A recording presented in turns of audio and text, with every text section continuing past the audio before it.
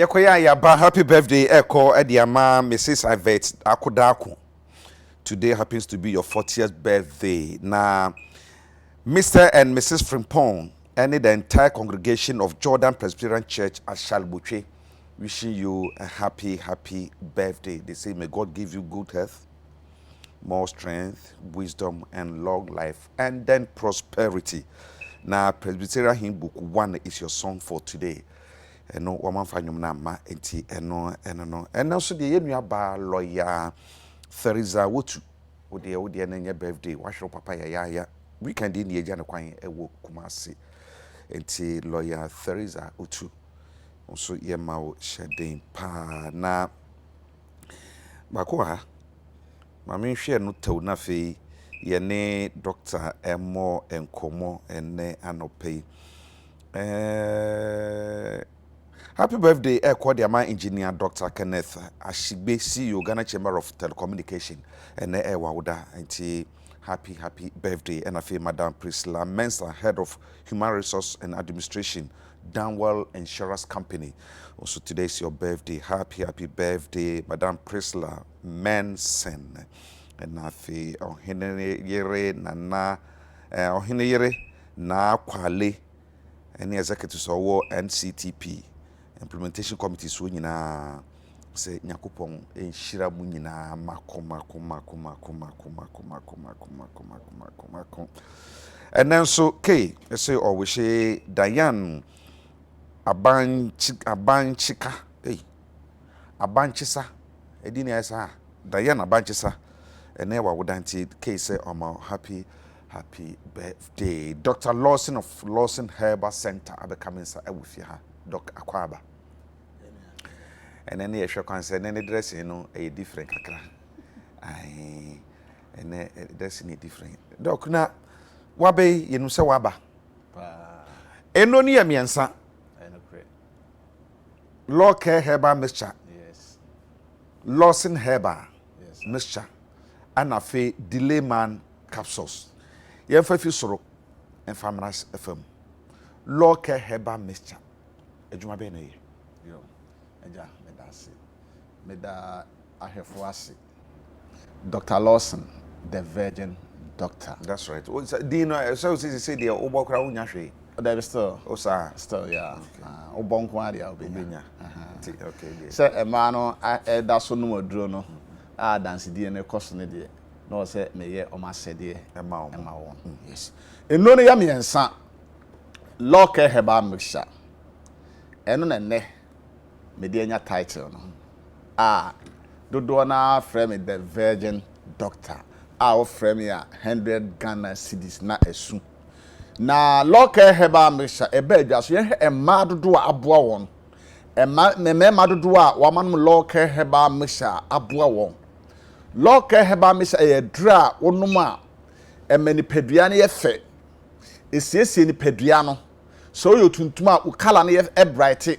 So your kokwa e ma okala na bright local heba mixture ekum nkuda say diabetes kro say cancer kro say eyam kro ma de akoye ulcer me che yam kro obu ana ne buhan ehhye no nunufu ase na ehhye no aduane to ne yam na ne yam dwa no eno ne local heba mixture no say oni pedua kwa na ba bi ya fon say obema na afon say onufu na afon say ebia okra de na akoye infections ama woto afon na so pese inipadua kwa no baby afon eye kese a eno no ne local herbal mixture wodi akwa prostrate Johnson emma o Johnson anu wa ya ase ya wo ya wo chimansa na wa Johnson ebu tot wodi ene local herbal mixture no ma musisi ta ya mo ya wodi akwa ekuro ewo trim entu kasa gu obi so se nipa na ehunu nyansa empin na chi a light off utimi se wanum bon ye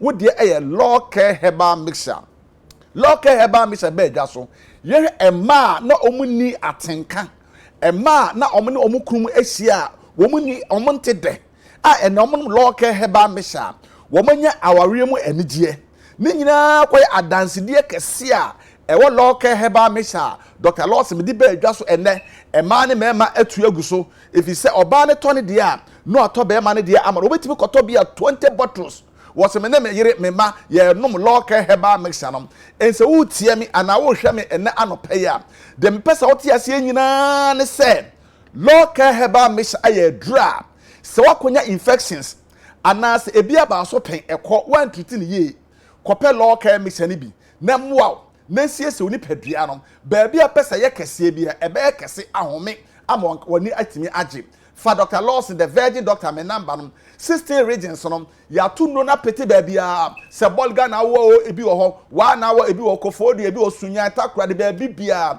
Kumase okwa eye drug lane ho no ma me cheke ho no ma ba bia etu no bia na drugstore bia ben bia ubenya local me se ne bi sa so na wo nkran ha okwa kan shi drug lane ho a eno ne bi wo hotema Ekus Farmers ebi wo ho eti Dr. Lawson the virgin doctor me number no 0242 133 577 0242 133 577 Vodafone number is 020 26 75 778 020 26 75 778 Nemo wo yo ba ana wo ye be ma na se wutie mi local herbal medicine wono me emuade aboa ubia no e be out of 5 bottles ansa na wo de ho out of 3 bottles ansa na wo de ho ba bia be hia mi bia no from the virgin doctor na me ntue eduro no ebo ema me ma 100 Ghana cedis na sa out of 5 bottles kwa na anu me na ho to wa mama 100 cedis dia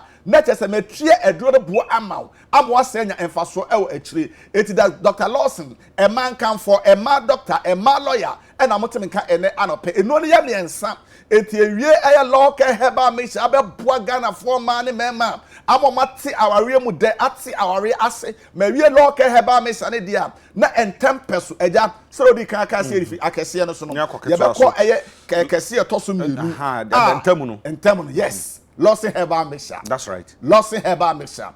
Me kasafa Lawson herbal mixture ho na mani age pa. It's as eno ni edura me de to me ho. Okay. Me hwe gidi am wo Lawson herbal mixture mu.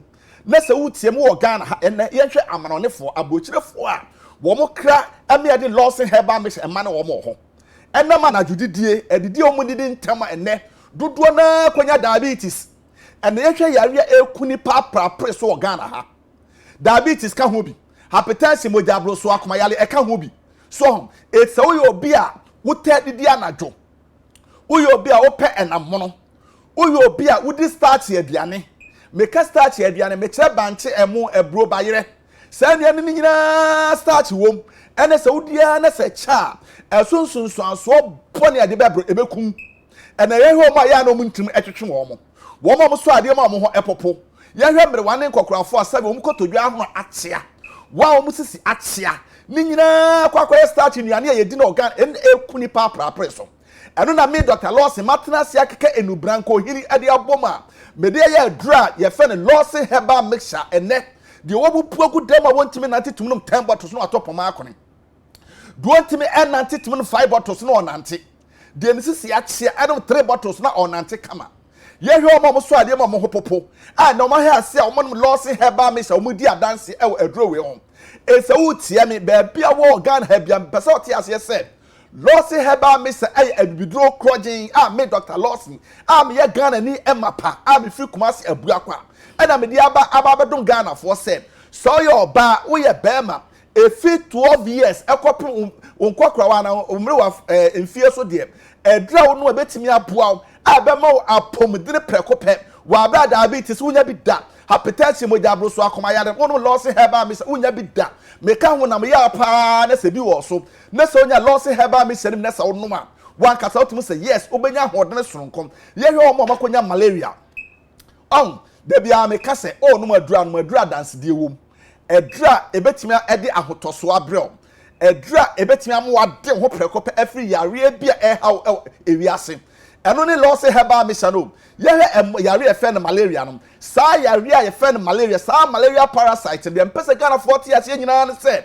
yare no enya huhu bia se de ese hu no because me Dr. Lawson me se yare no na chiwade ene bomagu achi na chiwade ene nim tree Christmas tree eka ho bi ni nyina bi Lawson herbal mixture ni mo it's a sa malaria ni bi how next one maduro bia na enkoda me se Lawson mixture no me just one bottle pe one ma eko for Dr. Lawson me number no me se honam ya nko a na e haw honam ya nko na de wato dem woda sole a wonum ayo ntimi ni dim na honam ya obasa de bia na oti ya oya na wo wense mesra kope losin heba ne bo nya dren eti for the virgin doctor me number so kan si enka ha na wa baby a wo bia drugstore na be herbal shop na be on also per losin heba miss eye honam ya wadro prekope me so me number no eye 0242 133 577 0242 133 577 Vodafone number Mr. and so be pick am say offer MTN so I choke up no offer Vodafone number and so 020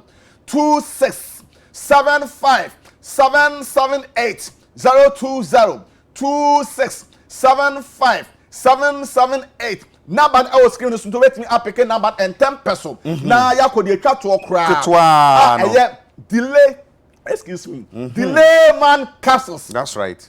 Delay man capsules and a man son man and semi ramedasi na me say delay man capsules we man fa madwa so a na me kura na misa wale enije o musa okay because unya delay man capsules bi na sa no ma ha eja no bi be yo ebe ma osisi ma yo de ha delay man capsules be ma osisi ma ya dene e ma ma kotojo ma ya dene na ma opa echi ya dene na sa unya ta delay man capsules na sa no ma ho na sa no ho kan ni hia oso oba onya ne peak na so oba nya ne peak ya oba na de achia ayenyum kwa na oba obeto oba ne timbe de na wonum delay man capsules na eduro na nkasa anu nso ne ye de nti abema watumi agina na so piti obegina so ache abanfo se men kan kira wo se wo number ne hia mo panti bo number ne pa opese oba nya ne peak ya na sa wonum delay man capsules na sa opese wan kasa do a oni hu se oba nya ne peak ya me se hwe oba ne na nkokom ho obo se ho no e wo se che e ba sa oba no onya ne peak for Dr. Lawson, the virgin doctor, me now, baby, I share me be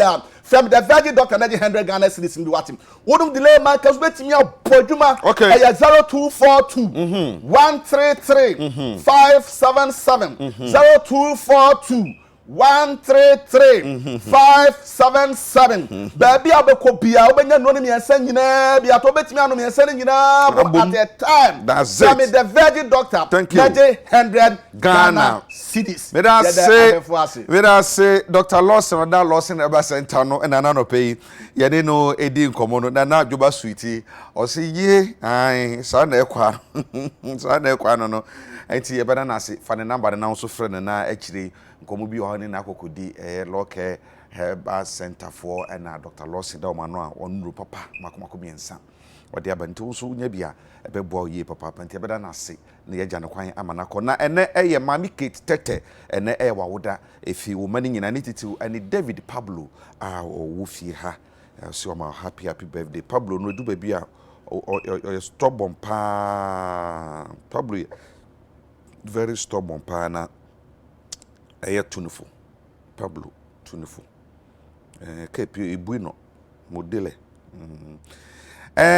enche bia no ye bedi nkomo de fa pom de hu nsam emi scientific herbal na Fezuma trading for ada romanti ye bedi enkomo na tepama hene ye doctor nana edu sey atwenewa ampem mama wachi anopo no atara konwa nyina memi da be ene de kwasi adanya sonkuma wotepa abaso bodwuma de sonku bi koso na fe no achi krampo so no yasa kaka yensa se kakra e de aboa tepa training college no na yetumi de asi nti ye nyina ye de ahoden be kokota akiri pa ti kokoso ankasa 2472 edna no nya baba beta akiri ti ye nyina so baba na ya beboa kakra bia ebenye bia no ye de support no yetumi e de ahwe asi tepa school no na enenso eye gift ya Ajiman or Ghana Cocoa Board Kumasi. Today is your birthday. Happy birthday from Mami Ajwa Tima.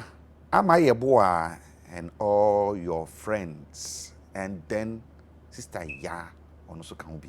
And happy glorious birthday to gift ya Ajiman Ghana Cocoa Board Kumasi. And na so you drew what Daniel Ijekumu Hene. Good morning, Danny.